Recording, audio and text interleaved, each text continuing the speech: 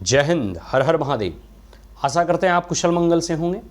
देखिए, बिहार विधानसभा का चुनाव जैसे जैसे नज़दीक आ रहा है, कई राजनीतिक पार्टियों में उथल पुथल देखने को मिल रहा है और कई गठबंधन और अलायंस में, चाहे वो आरजेडी का गठबंधन हो, एनडीए का गठबंधन हो या पूरा का पूरा कह सकते हैं महागठबंधन हो या किसी भी प्रकार का गठजोड़ और अलायंस हो, वहाँ आपको राजनीतिक उठा पटक जो है होता हुआ स्पष्ट इंगित जो है यहाँ पे कई सारे ऐसे स्टेटमेंट, बयान और जो है कह सकते हो सूत्रों के हवाले से ऐसी खबर मिल रही है कि जो प्रधानमंत्री नरेंद्र मोदी के हनुमान के रूप में जाने जाते हैं चिराग पासवान, वो थोड़े बहुत नाराज चल रहे हैं।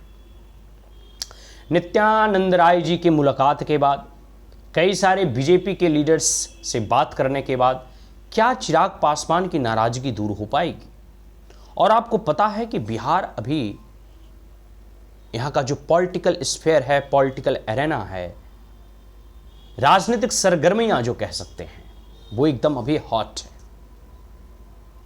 और हॉट इसलिए है क्योंकि ऑलरेडी चुनाव की तिथि की घोषणा हो चुकी है, मॉडल कोड ऑफ कंडक्ट लग चुके हैं, तो वह दिन दूर नहीं जब सीट शेयरिंग भी पूरा तय हो जाएगा।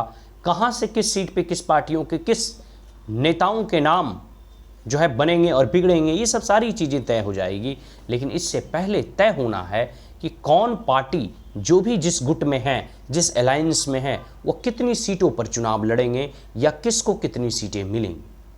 आपने विगत वीडियो में हमने जो है आप लोगों को बतलाया भी होगा कि कैसे महागठबंधन में भी इस प्रकार की उठापटक चल जो है रही है, ठीक उसी प्रकार एनडीए घटक दलों में भी इस प्रकार की उठापटक देखने को मिल रहा है,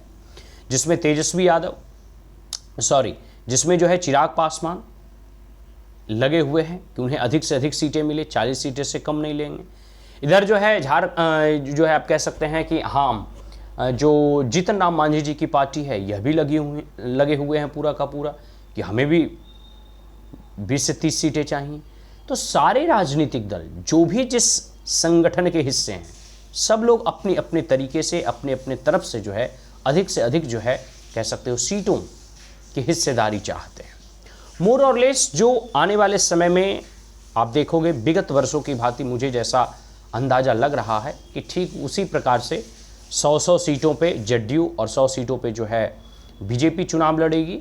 रह गई आपकी 43 सीटें, 23 में कुछ सीटें जो है लोक जनशक्ति पार्टी, रामविलास या चिराग पासवान की पार्टी को, और कुछ सीटें जो है आपका कह सकते हैं कि मांझी जी के पार्टी को, जीतन राम मांझी जी के पार्टी को, और कुछ सीटें जो हैं उपेंद्र कुशवाहा जी को मिलेंगी।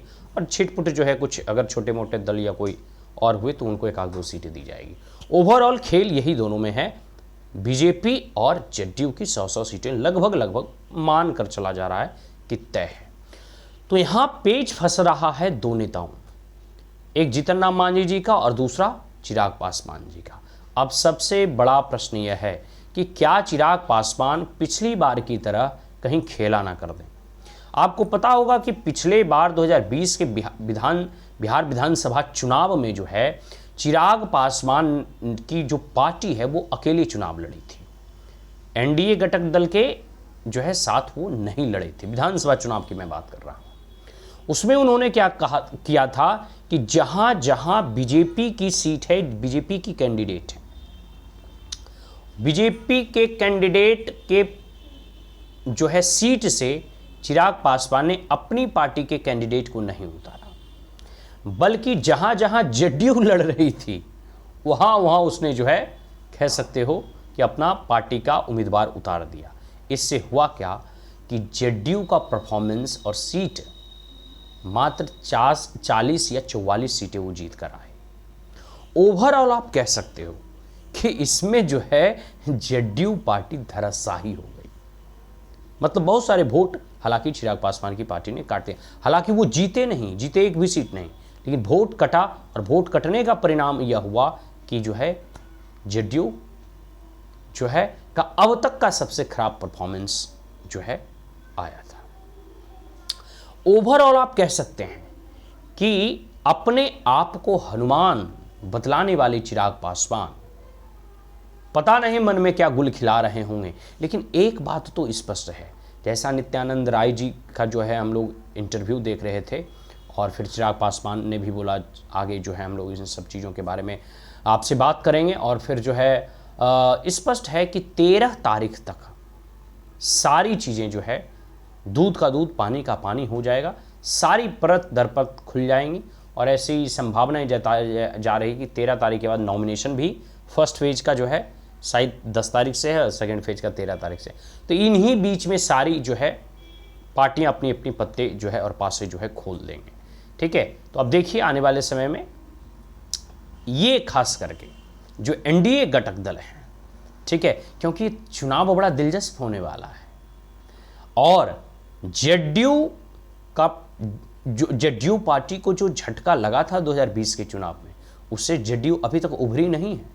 भले लोकसभा के चुनाव में जो है जेडीयू और बीजेपी ने मिलकर अपना झंडा गाड़ा, लेकिन अभी भी, ठीक है। और दूसरी बात है कि चिराग पासवान क्या फिर 2020 के चुनाव जो है की तरह लड़ेंगे, अकेले लड़ेंगे, या 243 सीटों पे लड़ेंगे, या बीजेपी के साथ जो है उनकी बातें वो जैसा अभी प्रत्यक्ष दिख रहा है कि लगता है कि बात बन गई है। और अगर बात बन गई है तो शायद चिराग पासवान को कम सीटों पर ही संतोष करना पड़ेगा। तो आने वाले समय में ये चीज़ें बड़ा ही दिलचस्प जो है मोड़ ले रही है कि आखिर होगा क्या। अपने आप को हनुमान बतलाने वाले क्या इस बार हनुमान प्रधानमंत्री नरेंद्र मोदी के लिए संजीवनी बूटी लाते हैं? क्या इस बार हनुमान जो है पर्वत उठाकर लाएंगे या नहीं, ये तो आने वाला समय ही बताएगा। आने वाले कुछ दिनों में इन सारी चीज़ों का जो है फैसला हो जाएगा। तो देखिए, अभी प्रधानमंत्री नरेंद्र मोदी, अमित शाह का रैली होना बाकी है। अगर ज़्यादा मनमुटाव हुआ तो इनके द्वारा भी कुछ ज़रूर वार्ता किया जाएगा। लेकिन जहाँ तक सूत्रों के हवाले से खबर मिल रही है कि अभी जो मनमुटाव थे वो धीरे धीरे दूर हो रहे हैं। लेकिन देखिए, राजनीति है, राजनीति संभावनाओं का जो है खेल है। आने वाले समय में देखिए किस प्रकार का बिहार की राजनीति में नए धुरंधर चिराग पासवान खेल खेलते हैं। ठीक है, तो राजनीति का यह खेल बड़ा ही दिलचस्प होने वाला है। यह 2025 बिहार विधानसभा का चुनाव बड़ा ही मस्त होने वाला है। आज के लिए इतना ही। जय हिंद, हर हर महादेव।